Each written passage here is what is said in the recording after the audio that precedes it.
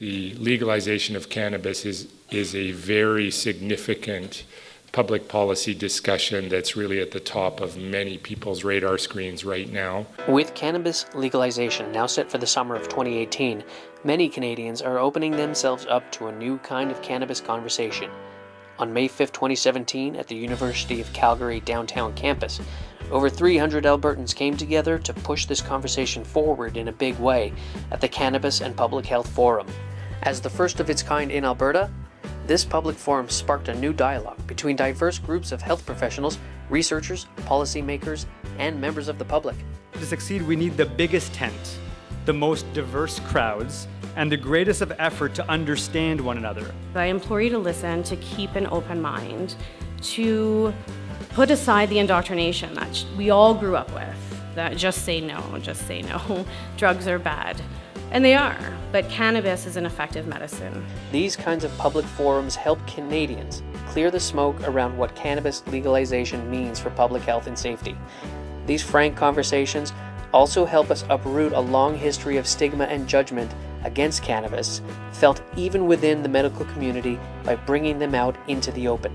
It's so important that the organizers of this event have strongly advantaged the voice and the contributions of citizen patients. We faced an enormous amount of judgment in and out of the medical community. There's the stigma of medical use of marijuana and how it almost cost me my life.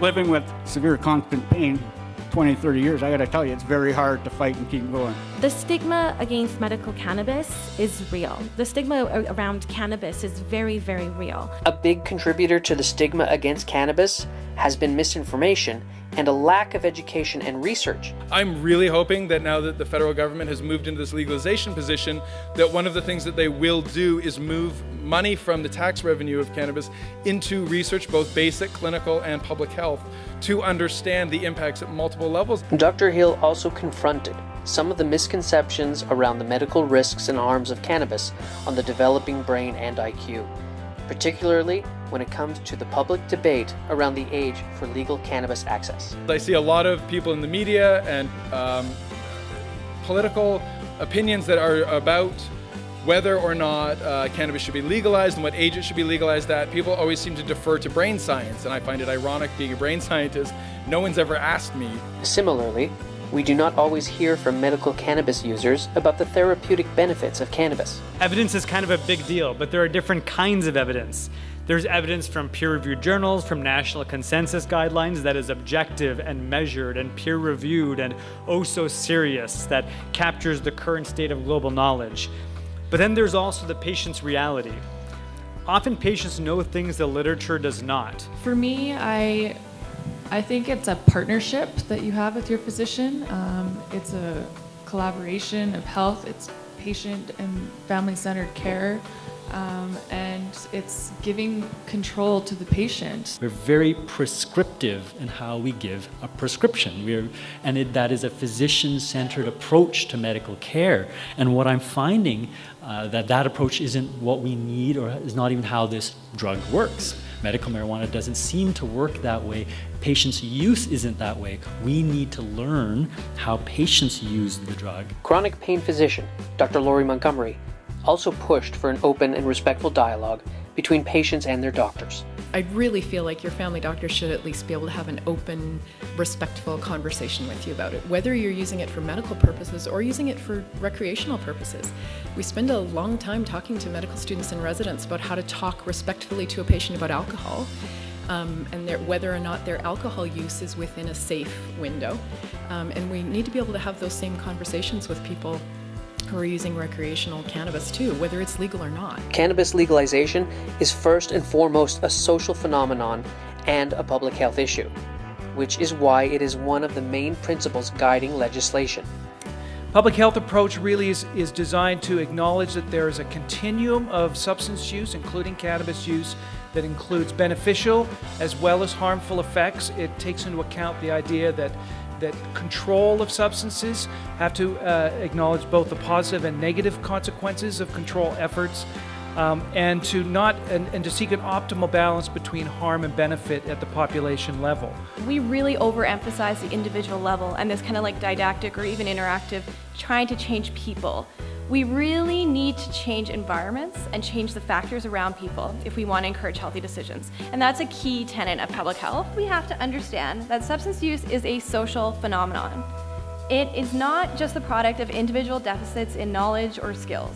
And there are a lot of public health learnings that we can take from the area of tobacco as we move to legalize cannabis. There's measures under the existing Provincial Tobacco and Smoking Reduction Act that actually would provide good protection against environmental exposures to cannabis smoke in public places. A reoccurring sentiment throughout the day was the gap in research, what we still don't know about cannabis. Perhaps the largest gap would be the area of addiction and dependency, where there is a gap between what people think in terms of risks and a mismatch between what the evidence is showing us that the risk actually is not cannabis use, but it's something else, and it's mediated by a lot of different factors. Keynote speaker Dr. Beau Kilmer spoke about the research emerging from the United States. One concerning statistic shared by Dr. Kilmer indicated that rates of arrest for racialized youth notably increased post-legalization, while rates of arrests for white youth went down. Dr. Akwasi Owusu-Bempah also shared this concern.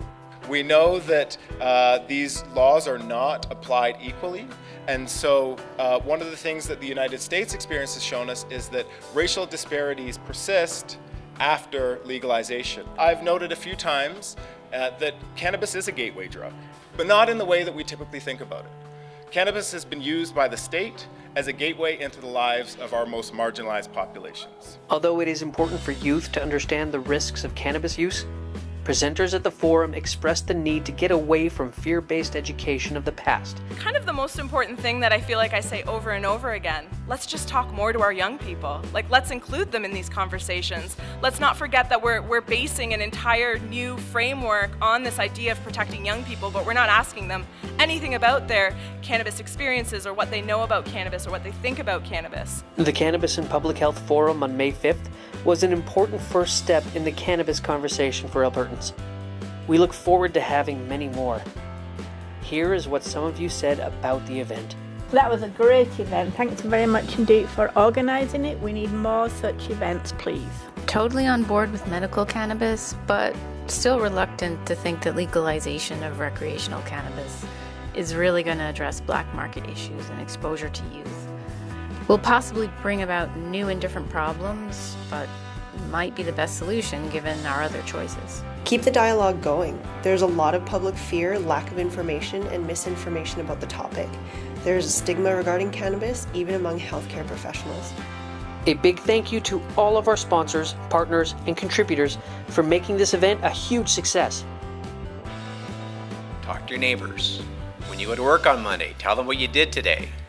Right? And leverage the social media that we already have out there with the hashtag CannabisYYC to keep the conversation going.